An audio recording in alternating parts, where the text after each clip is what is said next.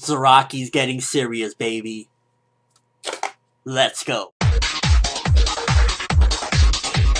Third chapter now that we've been in this little Zaraki fight with Gremmy. This week's chapter definitely was focused more so on showing and kind of making Gremmy more of a credible threat, because it starts off with some of the other Stern Ritter kind of even displaying their, frightenedness, their scaredness of Gremmy. They're talking like, why did Bach release him? So we know that probably in the first wave, the reason why we didn't see Gremmy was he was sealed up. Bach didn't want anything to do with him at that point, I guess, or he was just a little bit containing of his power. He was just like, no, we need to contain this motherfucker. But in the second wave, he's like, let's go all out. I'm even taking out this freak of nature. So you see that they're scared of him, and that kind of adds to the credible nature of his threat and how strong he is. Maybe he really is indeed one of the strongest of all the Stern Ritter, but it definitely feels a little bit like a weird matchup between the two of them. Between the last couple chapters and this one, it definitely feels as though this is like, I guess in a sense, mind over matter, except Kenpachi, we're going to have matter fuck up mind, so not the best lesson here or whatever. We also find out that Isane is still alive, and Yachiru's going to go over there, so, Isane is still alive, but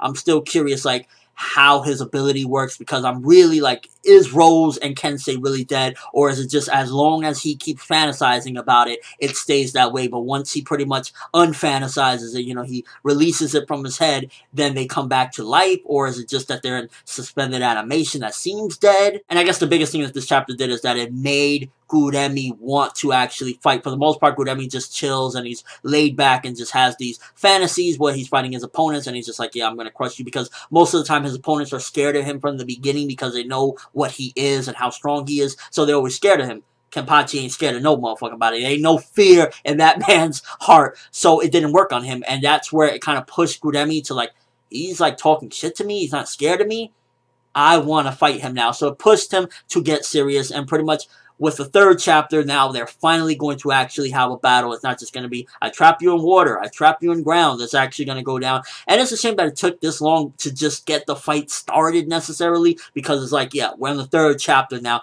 And for the most part of this chapter, it felt like similar to last week's chapter, where not all that much happened. Gremmy got serious. We learned a little bit more of how scared some of the Stern Ritters are of him. And that's about it. The art was pretty neat. Gremmy's face looked really fucking creepy when he was going at Kenpachi. And it's like, he went from just, chill to like, I'm going to rip this guy's head off and I'm going to do it in a fashion. I guess that's kind of Kenpachi rattling his cage. So with Kenpachi doing that, he's not going to be able to fight at his normal status, which probably he would be better off if he fought at his normal status, because him being chilled, that's a natural comfort to him. So that's how he would normally fight and use his imagination. With him being rattled and everything, what Kenpachi did to him, he's not going to be able to concentrate. And since Kenpachi actually seen the last chapter when he breaks his concentration, he's not able to use his abilities to his full benefit. So this could be a strategic thing from Kenpachi, could be blind luck that Kenpachi just, being Kenpachi fucked him over, and like now he's not going to be able to go normal how he would normally do it being calm, because he's just all rattled and wants to kill Kenpachi. But we just gotta wait and see how smart Kenpachi has developed since he killed Unohana.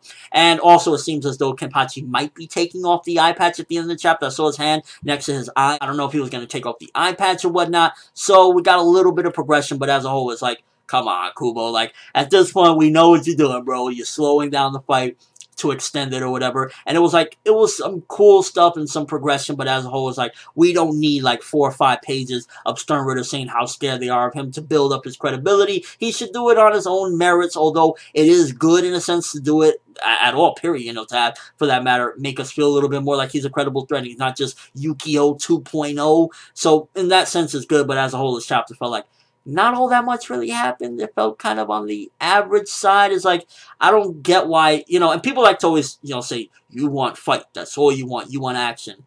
This chapter, the last chapter, past couple chapters have been fighting chapters. I'm not really going gung-ho. I'm, like, happy Kenpachi is there. But, like, hopefully next week it gets, more interesting now that Gremmy is fired up and everything is going to go chaotic. Because with this one, it still feels as though it's moving at a sluggish pace. Not all that much is happening, and they're just kind of, like, swinging around. Here, blow shit up here, blow shit up there. And I like fights, but I want to be interested. And with this fight, as of right now, it's like, it seems like a mismatch. Like, Kenpachi is a brute, and Gremmy is just chill. But with Gremmy going crazy now, it's going to probably be a little bit more of a better placement of a match. So I'm looking forward to that. So as a whole, it did some good setup, and it finally pushed forward that this fight is going to be a legit fight, but as a whole, this chapter just felt very average. It felt, and I'm being honest with you guys, I love Kenpachi like the next man, but it just felt average. So I'm going to give this chapter 5 out of 10. Hopefully next week it just goes way better and everything just fits more into place, because now that Gremmy's fired up, this could be a good thing, and he's not going to just be chill versus the wild Kenpachi, and maybe it'll force Kenpachi to go Shikai, possibly Bankai, but we got to wait for that. To be honest with you, at this point, seeing how Gremmy is, even though he's been built up and he's supposedly the strongest Quincy, I would prefer for Kenpachi to not go Bankai against him and maybe fight Horswald, or I don't want to say Uryu because I think that would be Ichigo's job if he does fight against us.